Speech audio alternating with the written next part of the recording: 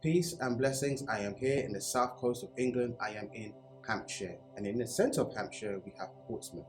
Now, a small section of Portsmouth houses an English heritage site known as Portchester Castle. Now, this castle goes back more than 1,000 years to when the Romans came into Britain and developed certain buildings, certain areas, certain regions in the south coast and moved up right up until the north that we know as Yorkshire. Where we are right now is an area known as Portchester Castle, which was a Roman fortress and developed into a Roman settlement.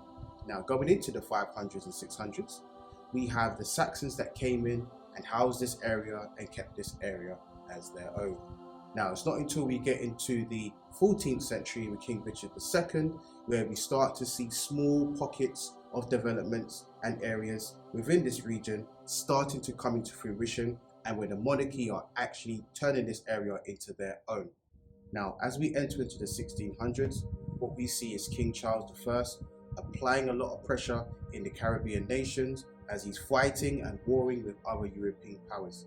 Now, when we get to 1665, that is the first time that we actually have the usage of this area known as Portchester Castle being used as a full-time prison. And that's during the Anglo and Dutch Wars. Fast forward into the 1700s, now Britain and France are now at war. Now what we have is a war over the Caribbean islands, known as St. Lucia, Guadeloupe, St. Vincent, and Grenada. Obviously, when there's a war in the Caribbean, European powers like to use the enslaved Africans as part of their army and their military so they can fight off other European powers. Now what actually happened here is actually a part of Black history. In the late 18th century, it's known as the French Revolution, but also the Napoleonic Wars.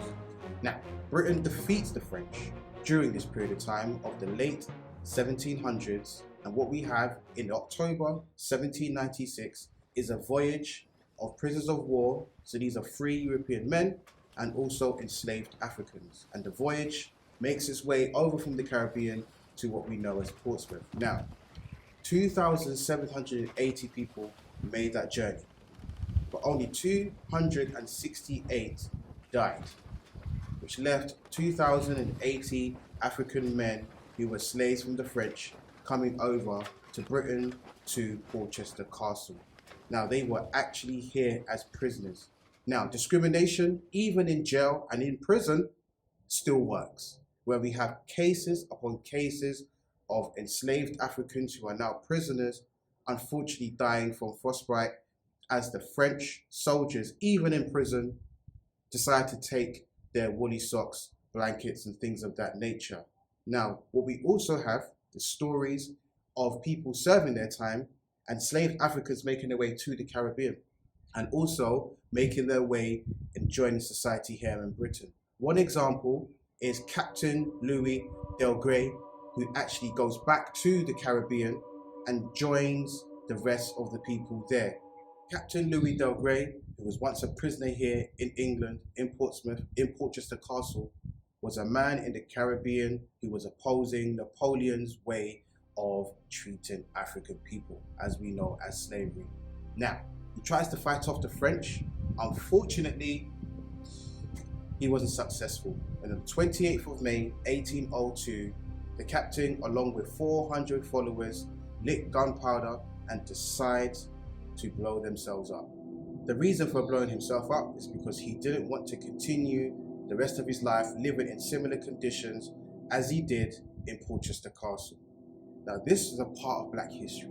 Even though it's English history, this is Black history, because even though we speak about many cases of having indentured servants here in Britain during the transatlantic slave trade period, what we don't speak about is those that were going through horrendous experiences here in the UK, here on English soil, where African people, men, women, and children were treated like animals and less, and also their lives and stories and narratives are not told, where we can actually honor them, praise them for their strength, for going through the most tragic part of human history.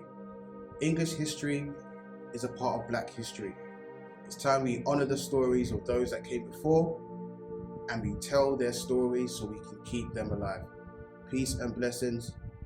Take care.